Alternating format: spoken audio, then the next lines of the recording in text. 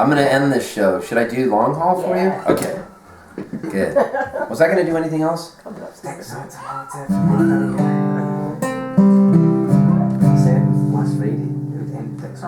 I did? Yes. I promise? You did, yes. I was there. Yes.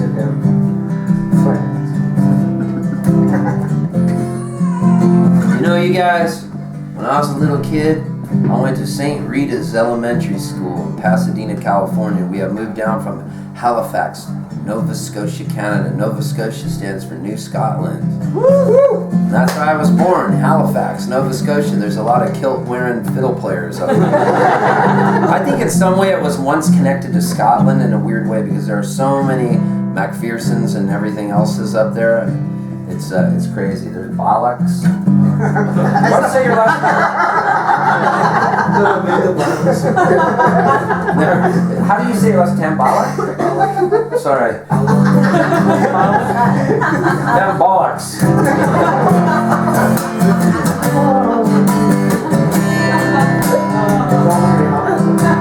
He taught me how to say this yesterday. And he said it's a nice thing to say to somebody. Shat your gaggy. Is that right? Shat your gaggy. I was practicing all day. I walked up to this guy at the train station to get my ticket. He goes, "Is that a one-way ticket?" And I go, "Shat your gaggy." And he just looked at me and wouldn't sell me a ticket.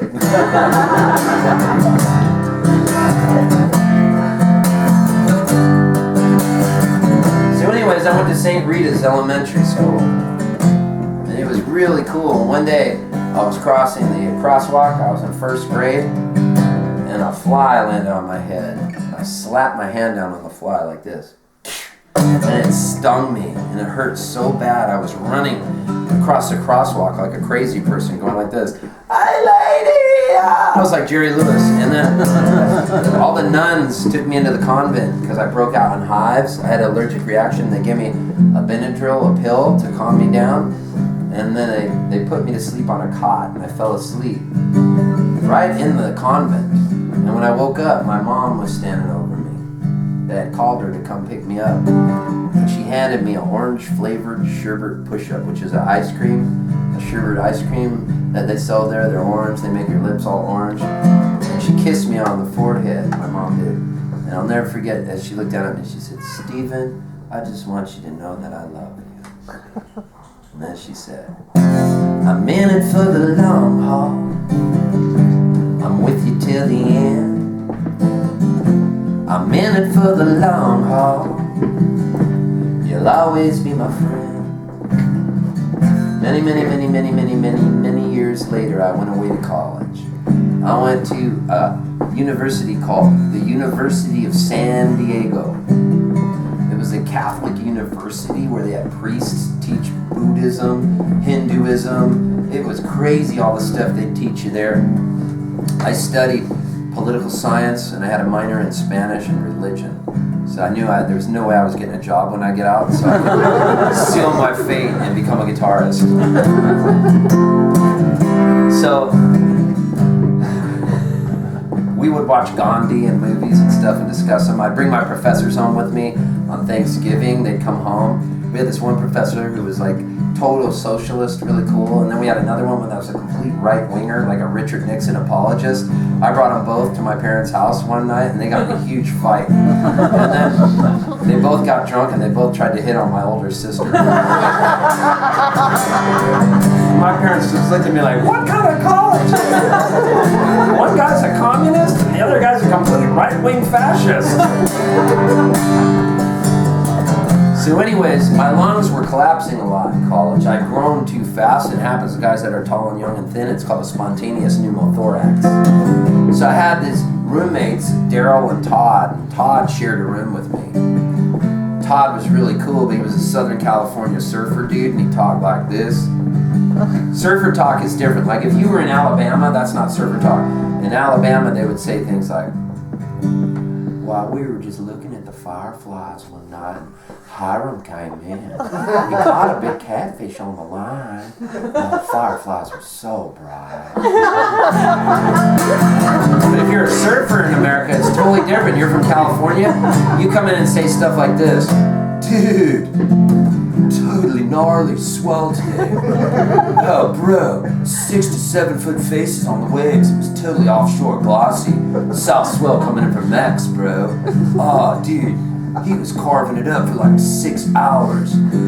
Got out of the water, had 6 rolled tacos with guacamole and a couple of Coronas. It's totally gnarly, bro. I'm so bitchin'. That's California talk. Oh, dude, no way. Yeah, dude. No way. No, dude, seriously, dude. No way. Dude. Check out that chick over there, bro. Oh, man. She's so fine. Dude.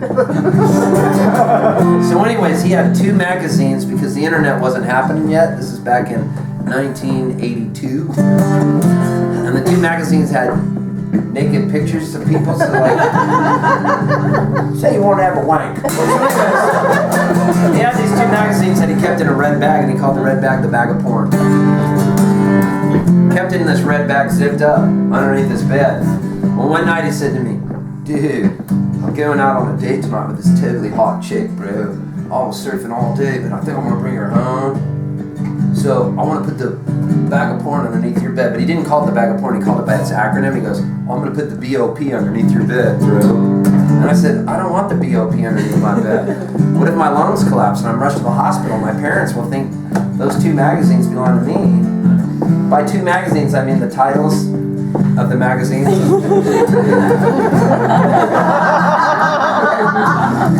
Slick slots and prison pussy.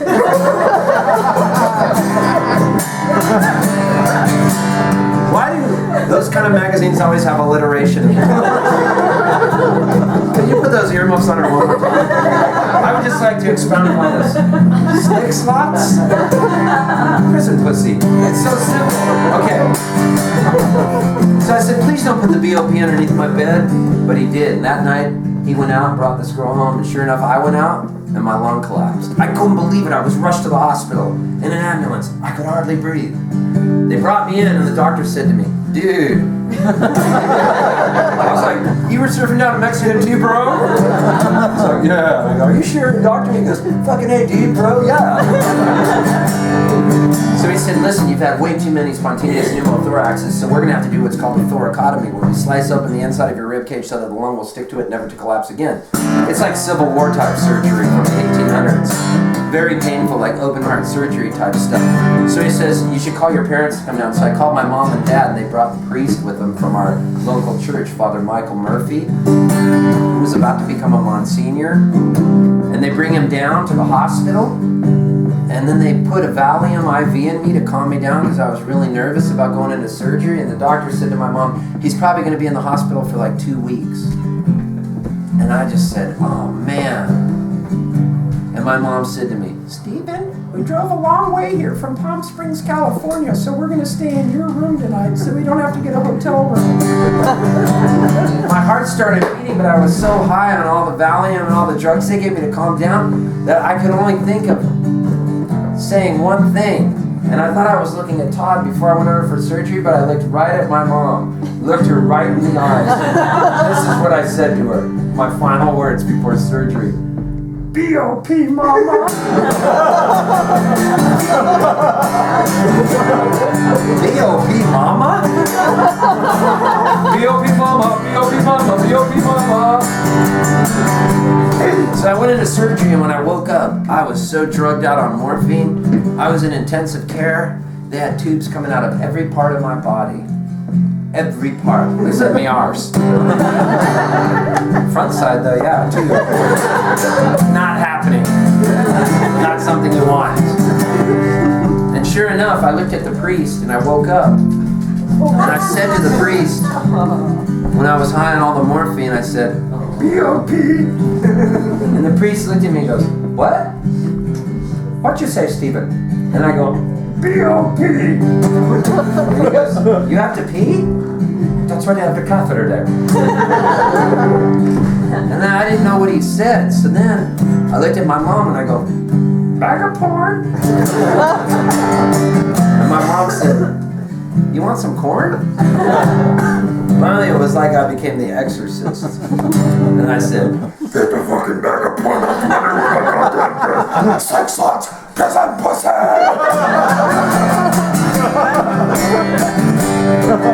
My mom covered my dad's ears, my dad covered my mom's ears, they covered the priest's ears, and my roommate Todd was just left looking, sitting there shocked, and he just goes, "Dude."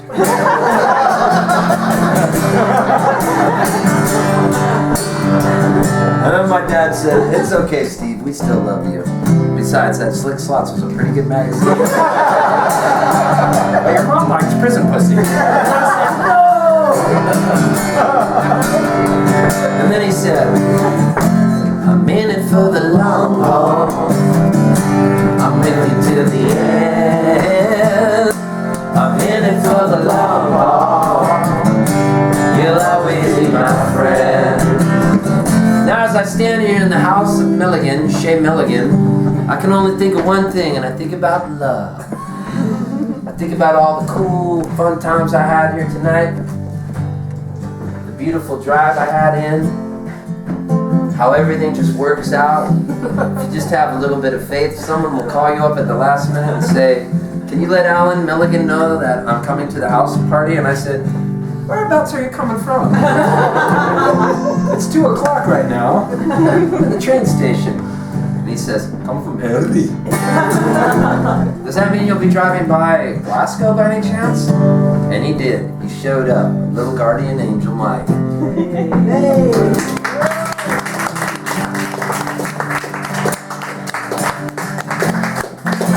And I walked into the house, and I know for a fact there'd be 2 people that wouldn't be here had I not played the Isle of Butte the other day. I played Rothsay. Heather and Claire were at that show. I think everybody in the town bought a CD.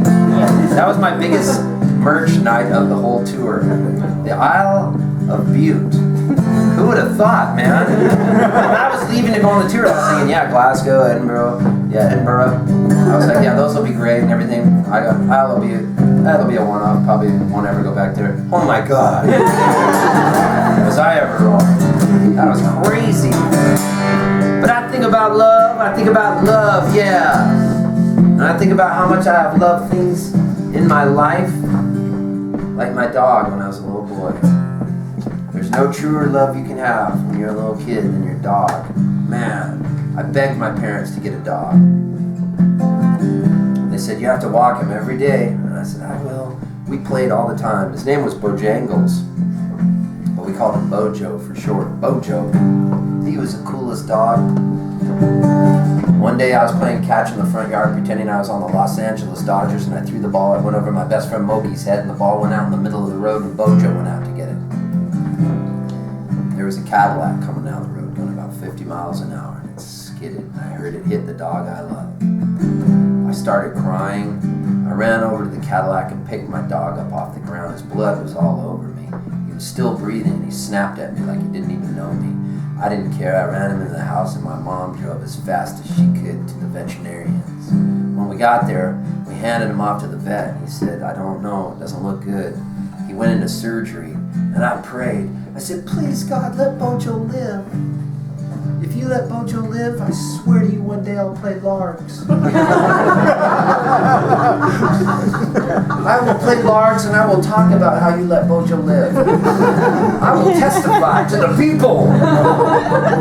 I will testify to the people. Praise the Lord. Yeah. I will say, get your motor running. Get out on the highway. Looking for adventure and whatever comes my way. And like a true nature's child, we were born to be mild. Sure enough, Bojo went into surgery, and I said, "Please, I really won't come play Largs." And my mom looked at me because I was only like 7 years old, and she goes, "What's Largs?" "It's a place in Scotland." "It's going to be like in late October 2012. And she looked at me like I was one of the kids in The Shining. She goes, "You are freaking me out right now." And I go, "Don't worry about it, dude." My mom goes, seriously, what are you talking about? I go, it's the Milligans. They're going to want a show because they'll have seen me in New York City. And she goes, who are the Milligans? And what do you mean a show? You barely play guitar. And I go, oh, you'll see. And then she goes, Steven, what's going on with you? And I just looked at my mom and I said, this is good weed, man.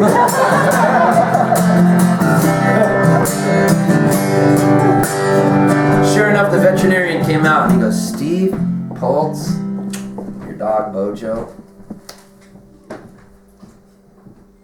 he's gonna live!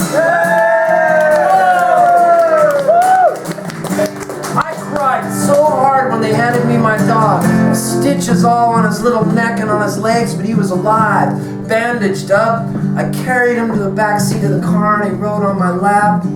I kissed his little stitches on him. I was allergic to him and he'd give me asthma attacks, but it didn't matter. I put him at the foot of my bed that night. I had my asthma inhaler right next to the bed. And I looked at my dog and I said, Bojo, I love you so much. And he looked at me and he goes, I wrote for him. And at that moment I go, you can talk? And my dog goes, hell yeah, dude. And I go, this is crazy. And he goes, you're telling me. And I go, say something else. And my dog looked at me and he said these words. Oh! And I go, what? And he goes, this is good weed. I kissed the little stitches on his legs, and before my dog fell asleep that night, I had the biggest grin on my face, and I said, Bojo, I'm gonna tell you. I said, I'm in it for the long haul. I'm with you till the end. I'm in it for the long haul. You'll always be my friend. Let me hear you. I'm in it for the long haul. I'm with you till the end. I'm in it for the long haul. You'll always be my